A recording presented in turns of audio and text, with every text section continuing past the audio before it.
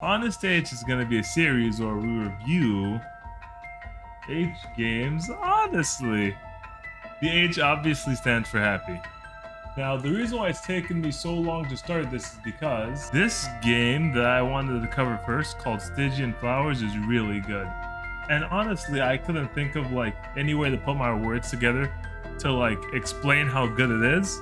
So I've given up and I'm just gonna post something rather than nothing. And I can always revisit it and, you know, refine it later and then have an actual great review.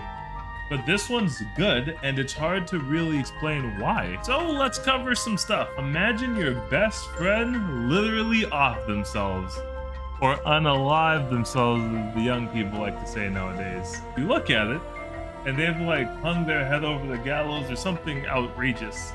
So you go, no you don't.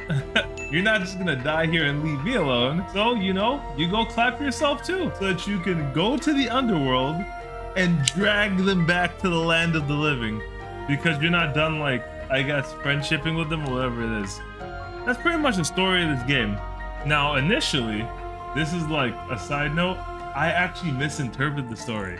And I thought that the person had disappeared, and after searching, that they decided to off themselves to check the underworld.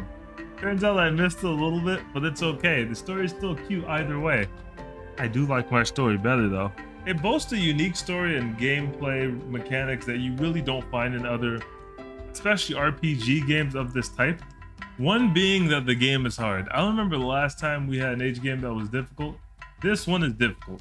And everything isn't difficult, but if you're like me and you go to discover secrets and stuff, it gets really hard. The game is basically a loop of puzzles and boss fights, and there are no random encounters. And the reason why there are no random encounters is because there is no need to grind. There is no need to grind because every time you encounter an enemy, you always have the tools to beat it either on you or behind you somewhere that you didn't check. This game, you're allowed to change your skills as much as you want, so you don't have to feel afraid about picking and choosing which skills you want to bring. And, you know, it's necessary because it'll help you look at all the different playstyles and get familiar with the playstyles, because you will need them for different enemies.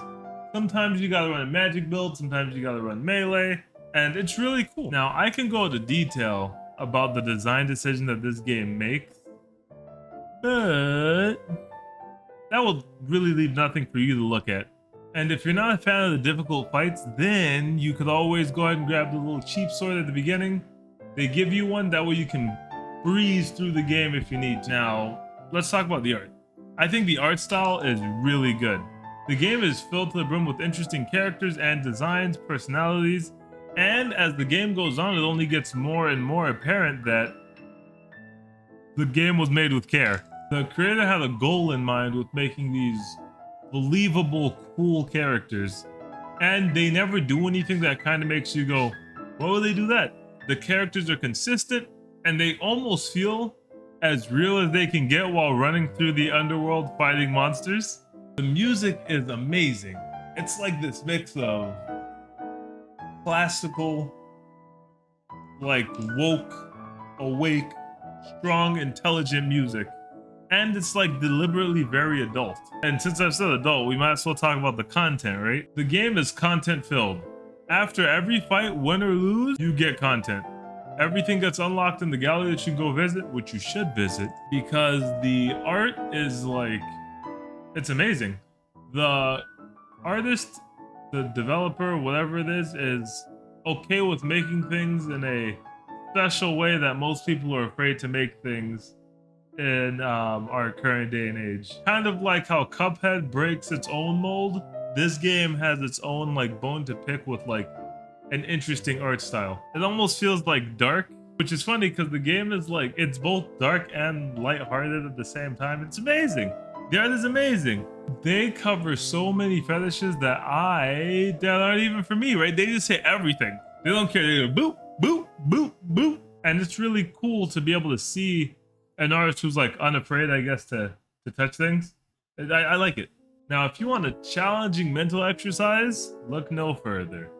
If you just want an H game that feels full with a real story and not the other way around where someone just tries to jam the suck into your throat, then, you know, this is the game for you. The saddest part about this game is that it's a full course meal in a world where everyone just kind of wants to eat snacks. I can think of like a dozen games that are really popular and they're almost just like age content spam. And you know, I like them too because I'm like that too. Sometimes you need to let yourself enjoy what other games have to offer. A fully fleshed out story with unique mechanics and a bit of difficulty can prove to be just as rewarding as junk food, right? Bag of chips. This is easily the easiest 4 out of 5 I'll ever give, right? 4.5 out of 5 even. Yeah, let's do that. Let's start to sully the numeric system with the 0.5. So this is the easiest 4.5. I don't even want to say 4 out of 5 stars. I want to like 4 out of 5 nice intelligent insignias or something. 4 out of 5 happy black guys. Like, oh shoot. But anyway, this is a wonderful game filled with secrets and options and real difficulty. And this is Honest H. If you have any thoughts or suggestions, let me see them in the comments. And if you ever get around to trying the game yourself, let me know how you feel about it. Was I too harsh? Was I too nice? I look forward to hearing from you guys. The ones of you who are unafraid to post about such topics on your accounts.